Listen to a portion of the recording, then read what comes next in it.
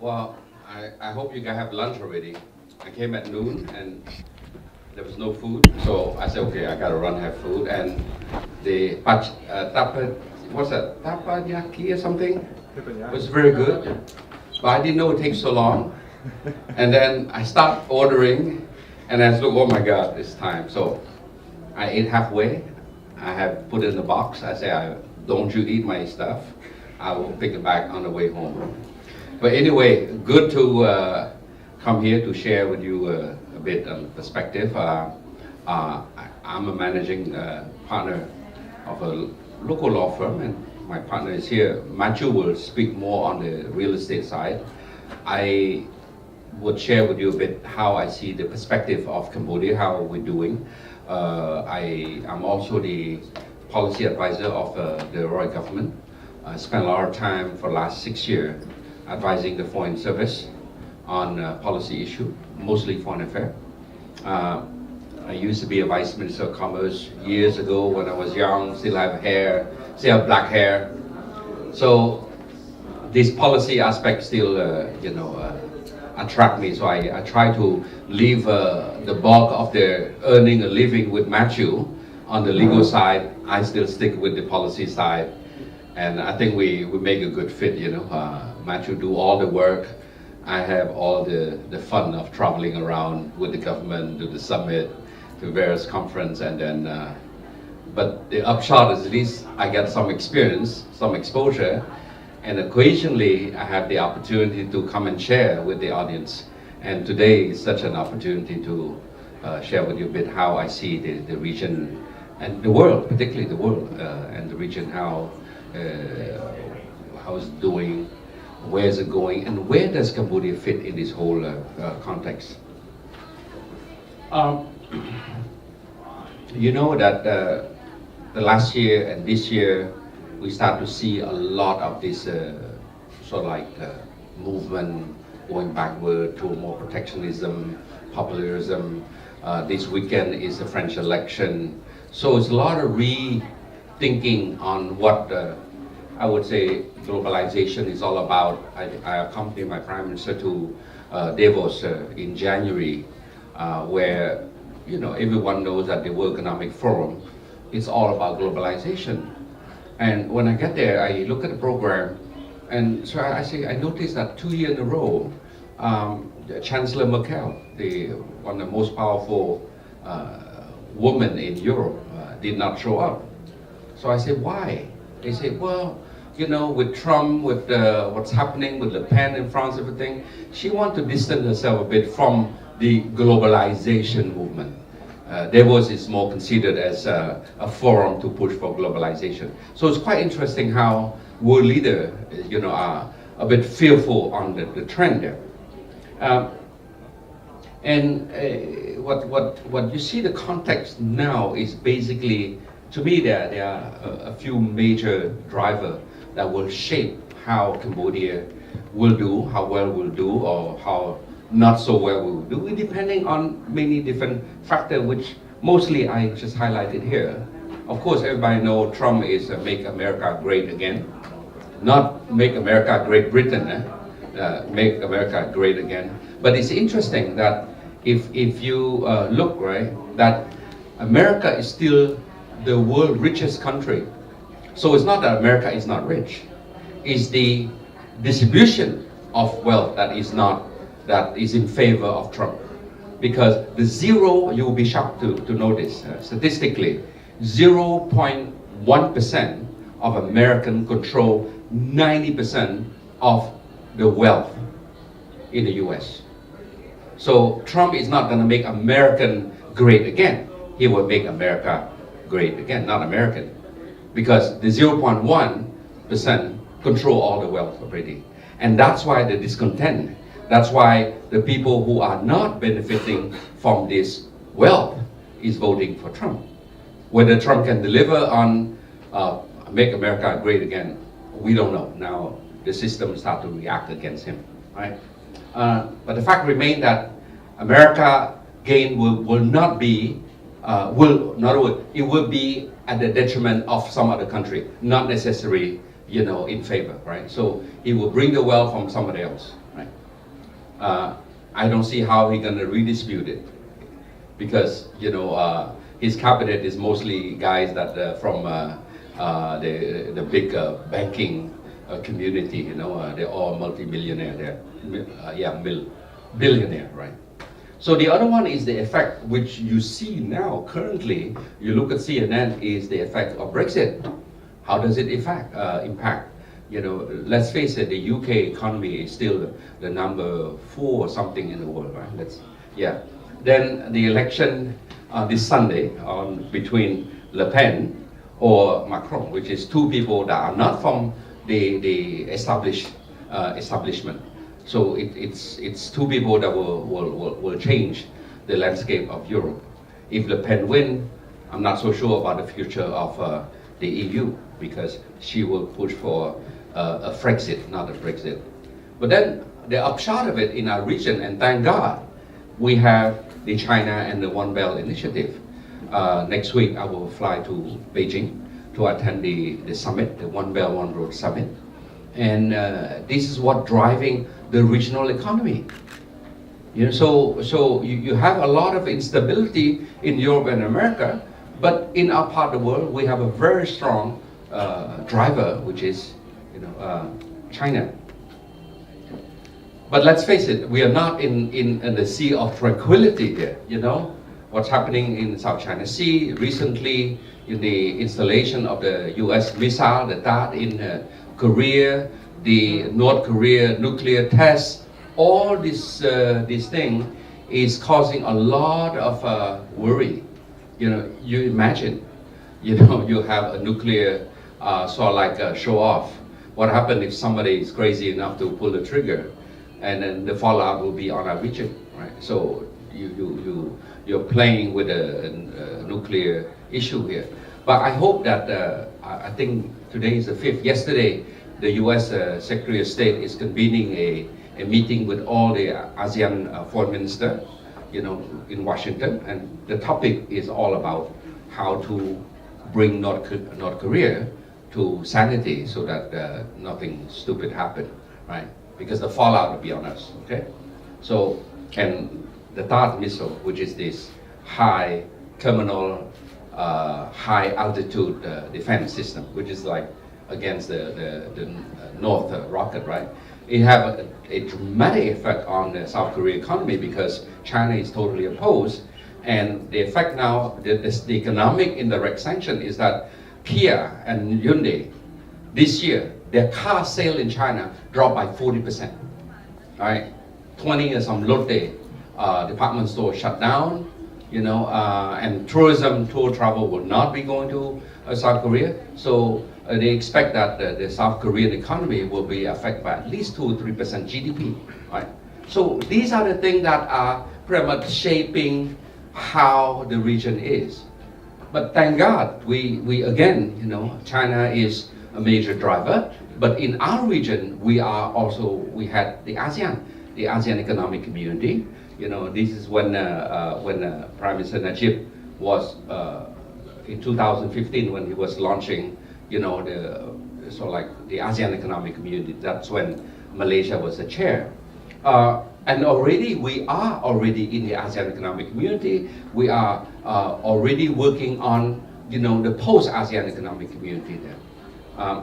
ASEAN is basically a major player. We are, in a way, central to many of this economic discussion with the major partner. Right? If you look at that, we have doubled since we become a legal community. In 2007, we had a charter, so we're not an association anymore.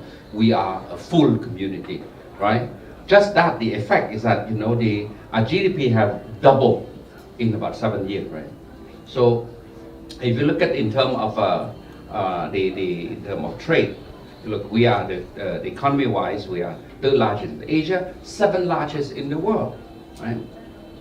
In terms of ASEAN population, we are 600 some million. We're number 3 after China and India. And so if you look at the population, what you call the age dividend, 50% of ASEAN population is under 30 years old. So, you look at Japan, a very aging society. Even Thailand is very much an aging society, right? Look at trade, right? Trade from pretty much nearly double. When we become a community, with our charter, 2007, our trade is 1.6 trillion. We're now 2.5. That's 2014. Now we exceed already, right? In terms of the intra-trade, you notice that we're not doing so bad, because you look at here, trade among ourselves, Cambodia, Thailand, Myanmar, Malaysia, whatever, we're still 24%, right? As compared to when we trade with the US, only 8%, with Japan 9%, EU 10%, and with China 14%, right? So intra-trade is still small, okay, compared to the EU, where they're already at mid 40 already. So we hope that by 2030 or 2050 at the latest, we would achieve about 50%. So in other words, most of the business, most of the trade will be among ourselves, okay? You look at FDI, right? See, it's we still 5% share when we become a community. Now we're about 11%, right? So this is so much in terms of FDI inflow. But if you look at here, we're second largest source of FDI to ASEAN, see, So EU is the biggest one, China is still small but growing very fast. America is slightly behind Japan, see, okay? But there's a survey in the AmCham in Singapore. They did a survey, and if you look at it, the interest is still high on ASEAN, meaning that people still want to invest in ASEAN. Cambodia, we're not doing so bad, right? If you look at here, there's still some 20% still, very keen to invest in Cambodia, right? Okay. Yeah, Singapore, Laos, because the market size. Singapore is already there already. See, Laos, the market is too small. Brunei's market is very small. But we still have a very strong attraction in terms of people come to invest in ASEAN, and people in ASEAN, they're investing in Cambodia. And this year is the chairmanship of the Philippines, is President Duterte. I was in last week in Manila for attending the ASEAN Summit, and basically President Duterte is, I would say, he's in favor of a dialogue with China over the issue of South China Sea, and that's why the mood of the summit this year was quite, relaxed. Not much tension. We talk more about economic cooperation rather than how to, tackle the issue of South China Sea. So where does Cambodia stand in all of that? Okay. So I would say, for the last 2 decades, I'm not talking about 2 years or 10 years. I'm talking about 2 decades, 20-some years. We have achieved a growth of more than 7% over 2 decades. And according to the World Bank classifies us as the Olympian of growth. And that's why, you see, because of this 7% over 20 years, 20 years ago, our poverty rate is above 50%. Now we're down to about 13 to 14%. We nearly brought down the poverty ratio almost by 1% a year. So we're doing very well. Only 6 countries have, including China, have been labeled by the World Bank as the Olympian of growth. 2016, the IMF described us that we are fast-growing, highly open economy, and we have now attained the lower middle income status. The Asian Development Bank consider us as the new tiger. I say not tiger, tiger cub, okay? Baby tiger, but still a tiger, all right? Okay, so these are, so we're not doing so bad. But if you look at it, right, we barely, 26 years ago, some of you were not born yet in that room. Those sit in the back there, some young chap there. But, we're talking about a country that just emerged from, a crisis, from civil war. The UN is all over the place. 20,000 US peacekeeping troop was at the airport in Pojindong there. So not so bad. for 20 some years, we managed to come from a war-torn country with nothing to be a Olympian of growth, you know. So we must say that we are doing very well. And the effect is very much coming from the accession to the WTO. I was a Vice Minister of Commerce at that time, from 1999 to 2005, and I was tasked to negotiate Cambodia accession to the WTO. And in the WTO, that's when we opened up our whole economy. 2004, we joined the WTO, and that's when the effect of this economic liberalization took place. And that explains why we are now doing so well, right? So trade, you can see we are growing by leaps and bounds. This year we exceed 20 billion, I mean, if you look at this chart here, it's quite interesting. The red color, it shows the percentage of what in our economy we're doing. So the bulk of you see of this chart there, the big red, is mostly export of wood. Because in the early days, there was no industry. There's some tourism there, but it's not export. You start to see some garment industry moving in, right? Yeah. And then 10 years later, right? No, 5 years later, you start to see the red sort of disappear because there's no more wood, no more log. You have to export, right? You cut all the trees there. But you see the big chunk of this green area is all about garment and footwear, right? So what it means that the country start to diversify away from one or two products, okay?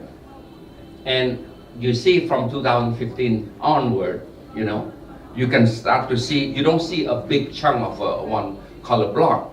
What it means, we start to see diversification. These are different things that we start to export, right? So the more diversified the economy is, the more stable the country is, right? And you see, that's the topic of today's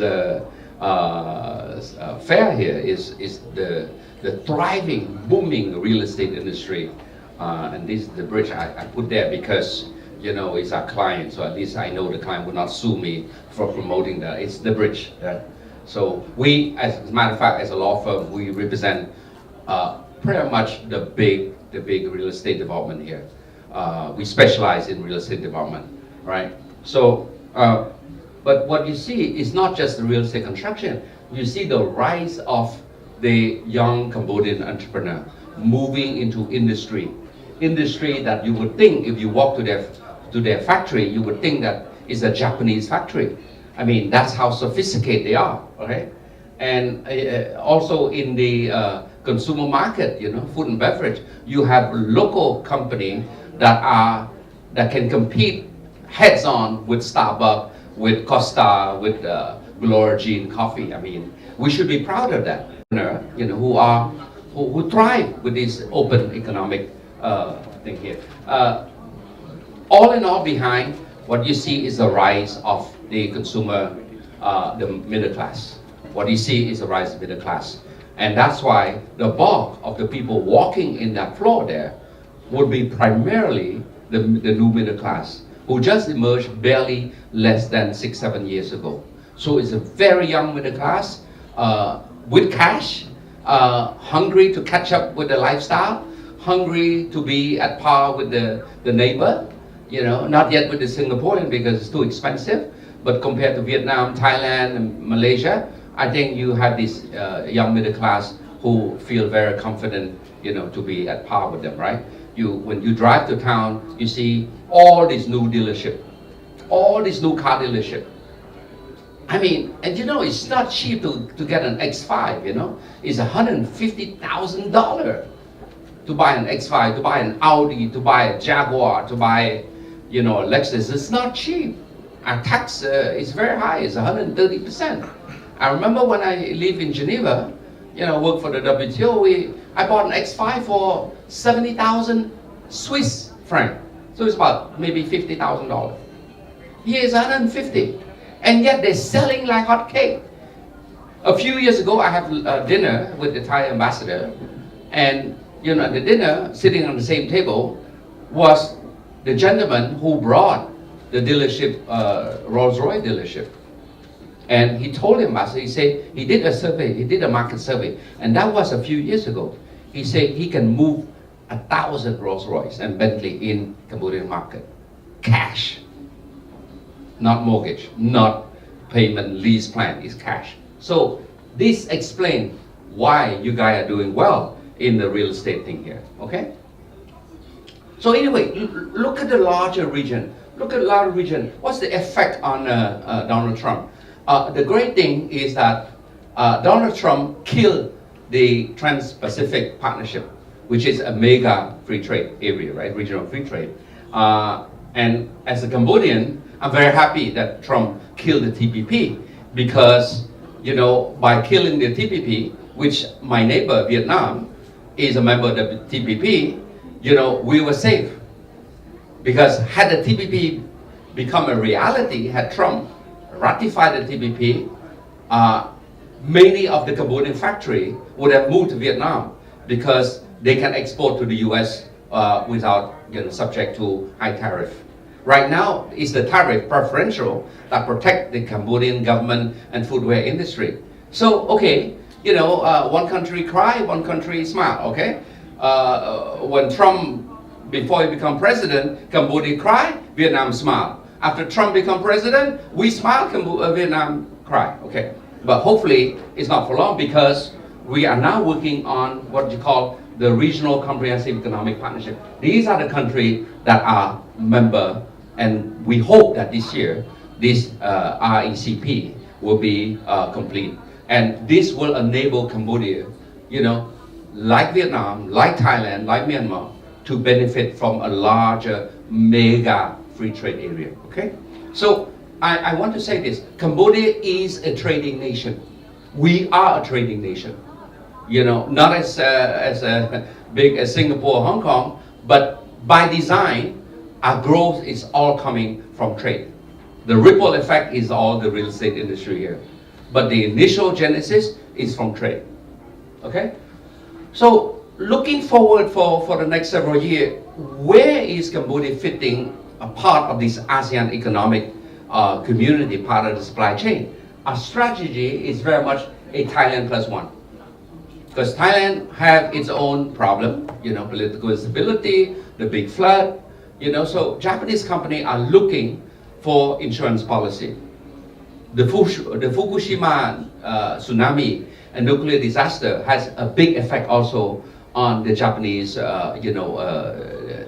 development strategy.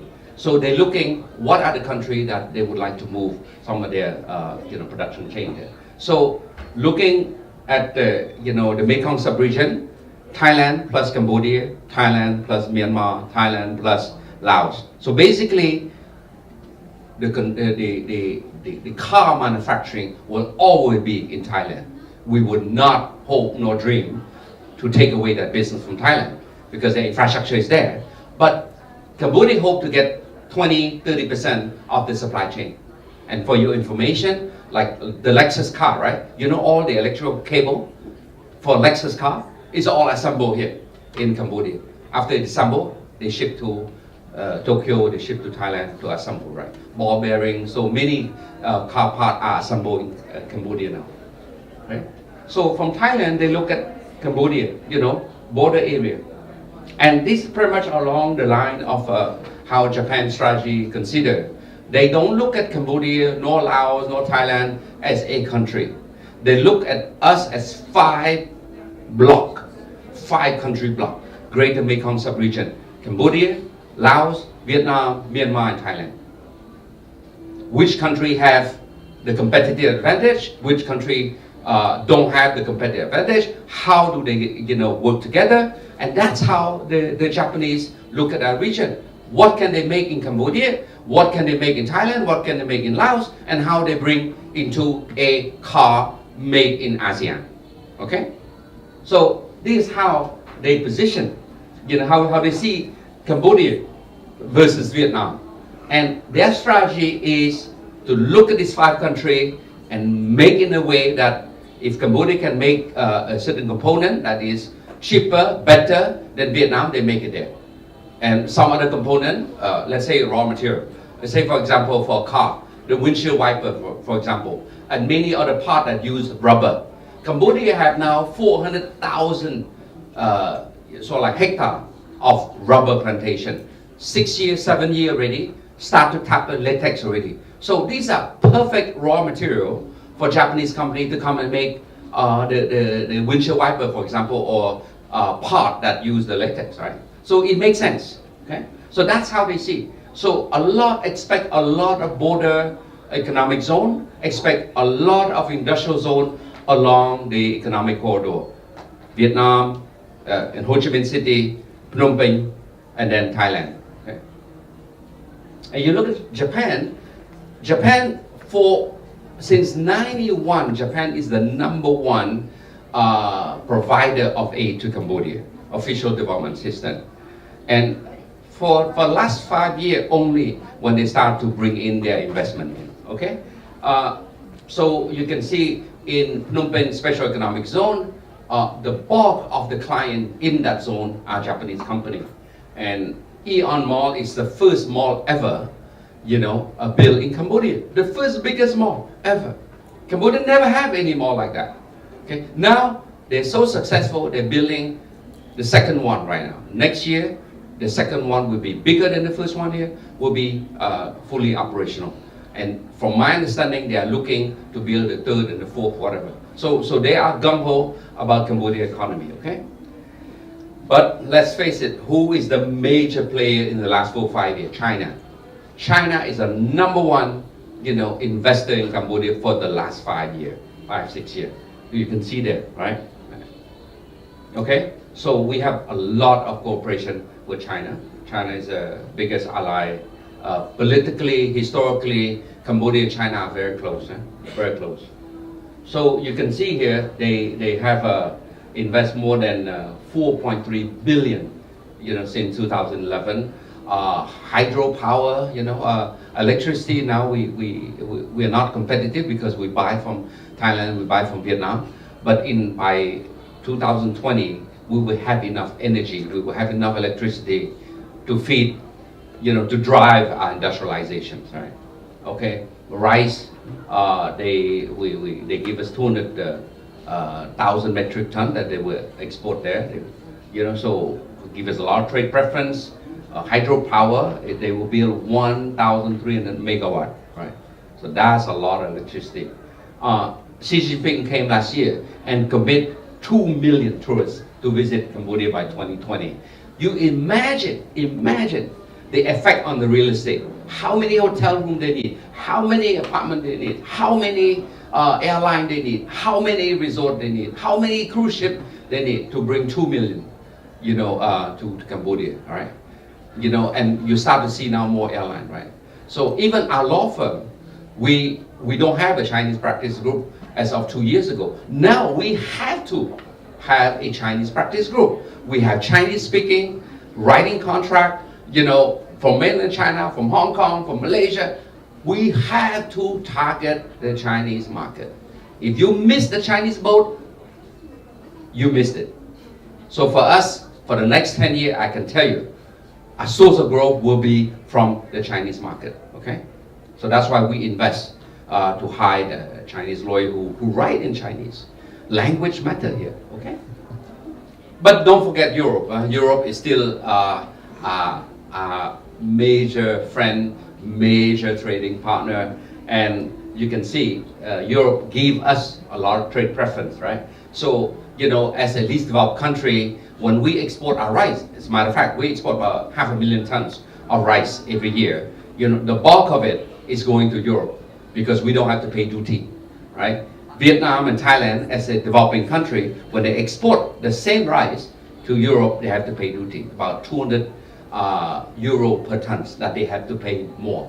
But if somebody from Rotterdam or Amsterdam order rice from Cambodia, he will not have to pay that $200 per ton. That's how Cambodia rice finds its way to Europe, right? Yeah. But again, Cambodia is now part of the Mekong sub-region. And that's why I'm saying, Cambodia is no more Cambodia. Before, we have a big problem. Even when we joined WTO, we tried to say our economy is so open, it's so wide, we welcome everything. The investor response was very simple.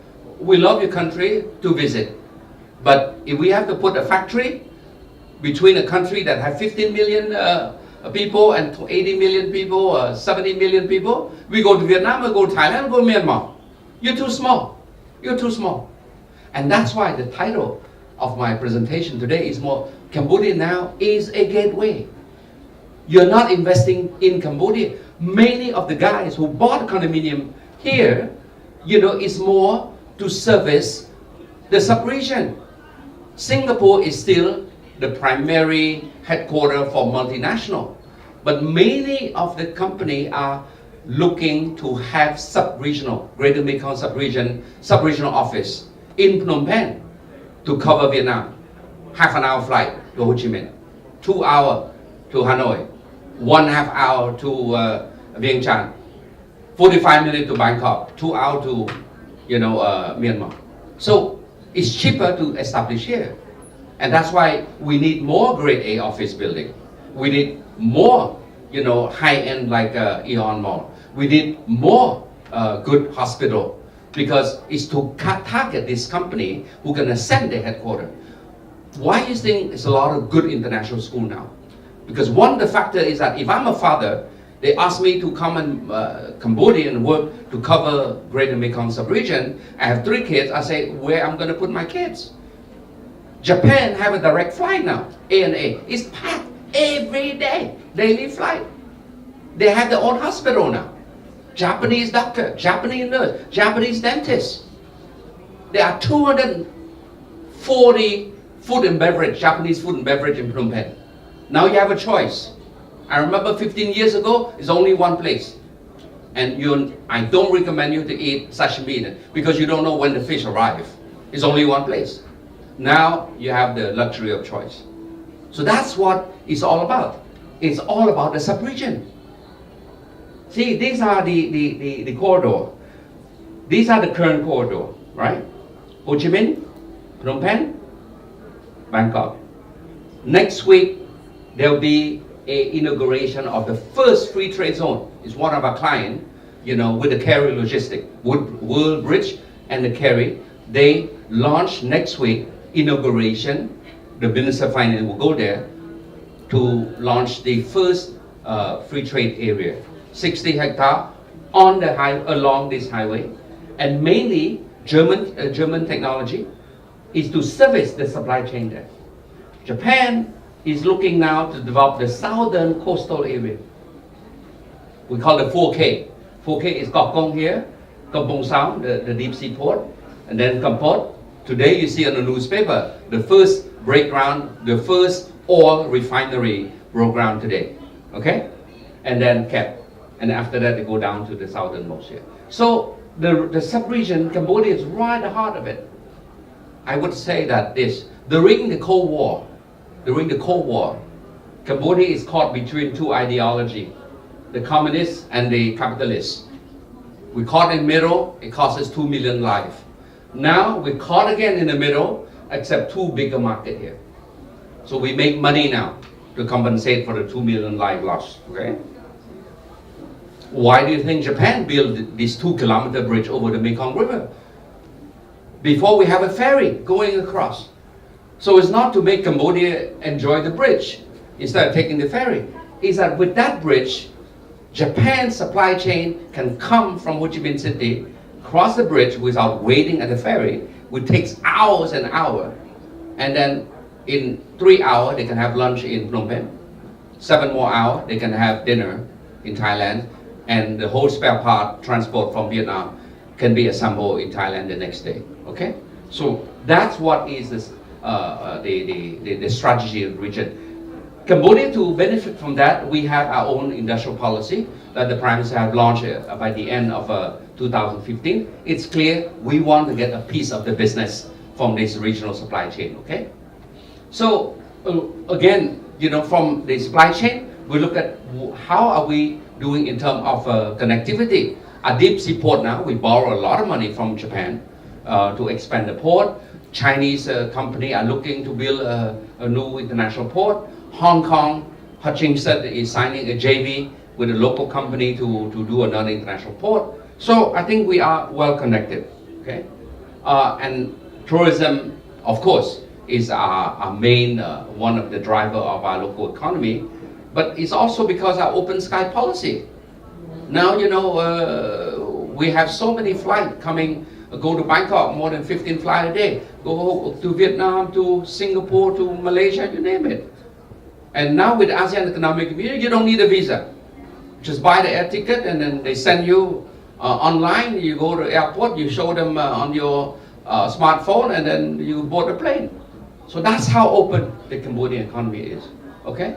And that's why this next week, Cambodia is honored to be the host of the World Economic Forum on ASEAN. You know, it will take place in Phnom Penh next week, okay? So anyway, in conclusion, I think Cambodia is benefiting now from the regional development from the ASEAN Economic Community. And finally, we can position ourselves that even though we are a small market, but we are a gateway to ASEAN. And that's what I want you guys to look from Cambodia from that perspective. Not as a small market, but a gateway to a bigger market. Right? Thank you very much.